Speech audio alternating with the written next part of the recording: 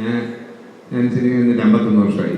75 തൊട്ട് ചെറിയ പടങ്ങളൊക്കെ അഭിനയിച്ചെങ്കിലും എന്നെ മണിയമ്പിള്ള അഥവാ മണിയമ്പിള്ളയിൽ ആ കഥാപാത്രത്തിലെ മേനോൻ അവതരിപ്പിച്ചതിലൂടെയാണ് ഞാനെന്ന ആളിനെ ജനങ്ങൾ അറിഞ്ഞു തുടങ്ങിയത്.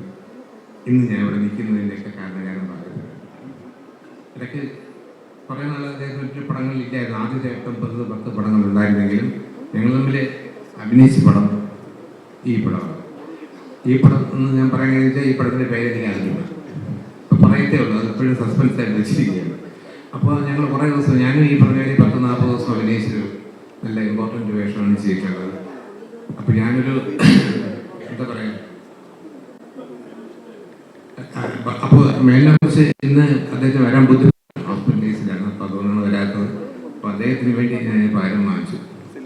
ഷീൽഡ് എടുത്ത് പൊക്കാത്തതെന്ന് വെച്ച് കഴിഞ്ഞാൽ മേലിനേക്കാൾ വെയിറ്റ്, അത്ര അതിഗംഭീരമായൊരു സംഭവമാണ് തരുന്നത്. അതുകൊണ്ടാണ് ഞങ്ങൾക്ക് പൊക്കാത്ത, അല്ലാതെ വേറൊന്നുമല്ല.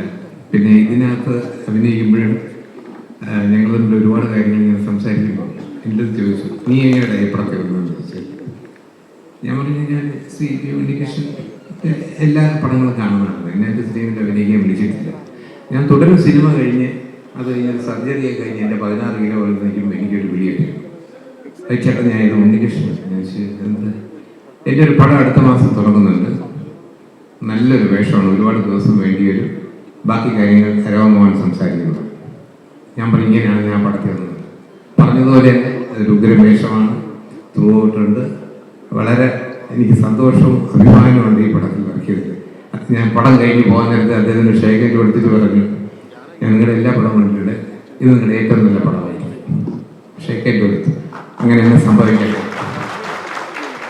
പിന്നെ ഒരു കാര്യം കൂടെ പറയാതിരിക്കേ, ഈ നമ്മൾ ഒരുപാട് പേരുമായിട്ട് മിങ്കിൾ ചെയ്യുമ്പം, അല്ലെങ്കിൽ ഒരുപാട് ഡയറക്ടേഴ്സുമായിട്ട് അഭിനയിക്കുമ്പം അവരുടെ രീതികളും സ്റ്റൈലും ഒക്കെ നമ്മളിലേക്ക് അങ്ങ് അറിയാതെ കയറും.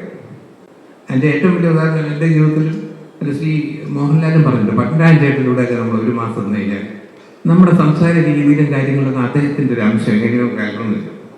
അപ്പം ഞാനിങ്ങനെ എൻ്റെ വീട്ടിൽ ഞാൻ പറയുമായിരുന്നു, സെറ്റിൽ വെച്ചിട്ട് ഈ ഉണ്ണികൃഷ്ണൻ ഡയറക്റ്റ് ചെയ്യുന്ന രീതി ഞാൻ പറയും.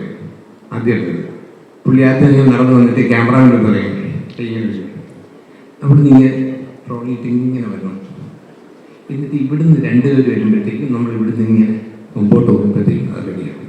ഓക്കെ, ക്യാമറ ഓക്കെ വരണം. അത് കഴിഞ്ഞിട്ട് എൻ്റെ അടുത്ത് രാജേട്ടൻ അവിടെ നിന്ന് ഇങ്ങനെ വരുന്നു, ഇവിടുന്ന് വരുന്നു, എന്നിട്ട് നിങ്ങൾ 2 പേരും കൂടെ ഡയലോഗ് പറഞ്ഞിട്ട് ഇങ്ങനെ പോകുന്നു. ഞാൻ അതുപോലെ ചെയ്യാം. അസോസിയേറ്റ് ഡയറക്ടർ അയച്ചിട്ട് ഡയലോഗ് കേൾക്കണ്ടേ, ഈ ഡയലോഗ് അയച്ചിട്ട് പറയണം, മറ്റേ ഡയലോഗ് നിവിൻ പോളി പറയും. നിങ്ങൾ 2 പേരും പറഞ്ഞിട്ട് നിങ്ങൾ ഇങ്ങനെ വന്നിട്ട് ഇങ്ങനെ പറയും. അപ്പോൾ എനിക്ക് അത്ഭുതമായി. കുറച്ച് പ്രൊഡക്ഷൻ പോയി കയ്യിൽ ജ്യൂസ്, ഒരു ചായ. സാറേ, ജ്യൂസ് വേണോ അത് ചായ വേണം? ശരിക്കും പറഞ്ഞാൽ സെറ്റിലെല്ലാവരും ഇങ്ങനെയാണ്. അപ്പം ഞാനത് വീട്ടിൽ പറയുന്നത് അത് നമ്മളെ ഇൻഫ്ലുവൻസ് ചെയ്തു പുള്ളിയുടെ ആക്ഷൻ. എന്തായാലും പടം ഒരുപാട് ദിവസം ഷൂട്ട് ചെയ്തെങ്കിലും നല്ല ഇൻട്രസ്റ്റിംഗ് സിനിമയാണ്. എല്ലാ ഹിറ്റിനുള്ള ചേരുവകളും ഉണ്ട്.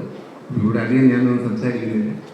അപ്പോൾ എനിക്ക് ഇങ്ങനെ വേഷം തന്നതിൻ്റെ ഗോകുലം ഉണ്ണികൃഷ്ണൻ, അപ്പോൾ എല്ലാവരും വർക്ക് ചെയ്ത എല്ലാവരോടും എനിക്ക് നന്ദിയുണ്ട്, സ്നേഹമാണ്. എല്ലാവരും എനിക്ക് എങ്ങനെ കഥയെന്ന് പറഞ്ഞെന്നറിയില്ല.